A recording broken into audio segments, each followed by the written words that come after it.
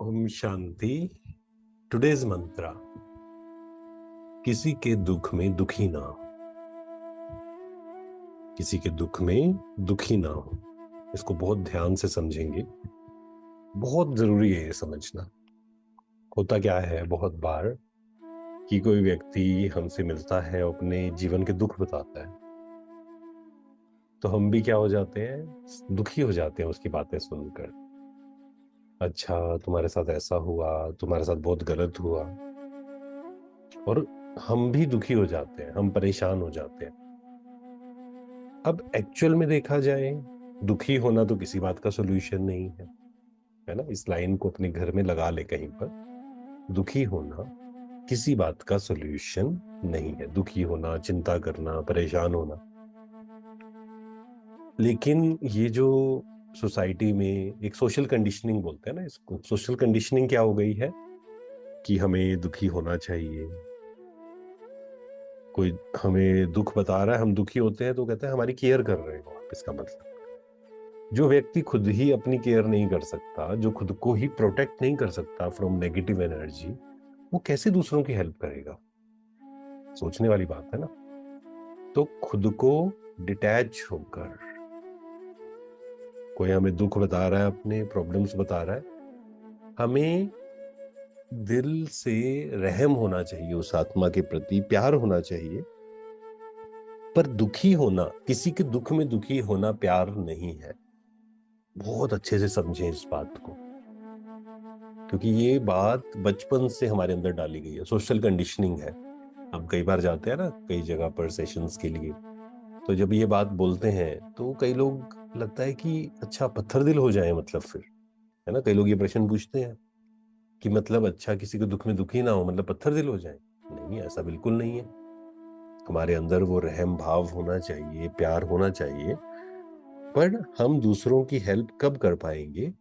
हम दूसरों की हेल्प तब कर पाएंगे जब हम शक्तिशाली है, जब हम शांत है, डिटैच है।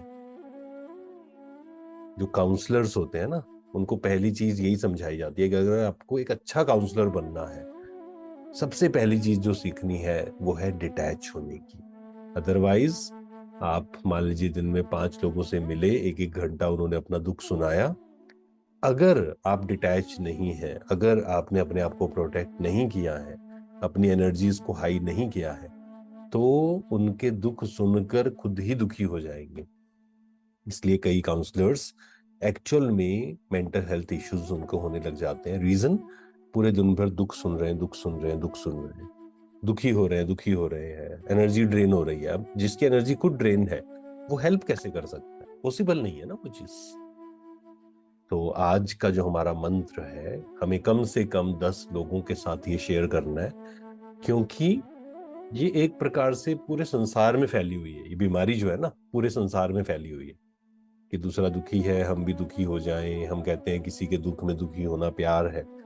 नहीं, इस पुराने बिलीफ को तोड़ना है हमें। किसी के दुख में दुखी नहीं होना है, उसको दुख से बाहर निकालना है। कोई खड्डे में गिरा हुआ है, हमें साथ में खड्डे में नहीं गिर जाना है, उसको खड्डे से बाहर निकालना है। लेकिन उसको बाहर निकालने के लिए पहले खुद को हमें बाहर निकल कर रहना है ना। तो पक्का करेंगे आज। लिखेंगे, सभी कमेंट्स में भी लिखेंगे, अपने घर पर भी लिखेंगे इसको। नेक्स्ट 1 मंथ इस पर अच्छे से चिंतन करना है, गहराई में जाना है। एंड आज कितने लोगों के साथ शेयर करेंगे? कम से कम लिखें, कमेंट्स में लिखें इस बात को भी। 10 लोगों के साथ, कम से कम 10, ज्यादा हो सकते हैं। 10 लोगों के साथ शेयर करें। पता नहीं किसका जीवन ये सुनकर चेंज हो जाए। क्योंकि जिसको डिटैच होना आ गया, डिटैच होने का मतलब ये नहीं है किसी को बात नहीं करनी है, किसी की हेल्प नहीं करनी है, किसी को समझाना नहीं है, बिल्कुल नहीं है ऐसा। आगे हम समझेंगे डिटैचमेंट का मतलब। ओम शांति। शुक्रिया, शुक्रिया। पूरा ध्यान खुद पर। मैं आत्मा डिटैच होकर इस ड्रामा को देख रही हूं। हम सब एक्टर्स अपना अपना पार्ट प्ले कर रहे हैं। लॉ ऑफ कर्मा, सबको जो मिल रहा है उनके कर्मों का हिसाब किताब है। मुझे इस बात को अच्छे से समझना होगा। किसी के दुख में दुखी नहीं, दूसरों को पावर देनी है, दूसरों को हील करना है। दिस इज सेवा। ओम शांति। शुक्रिया।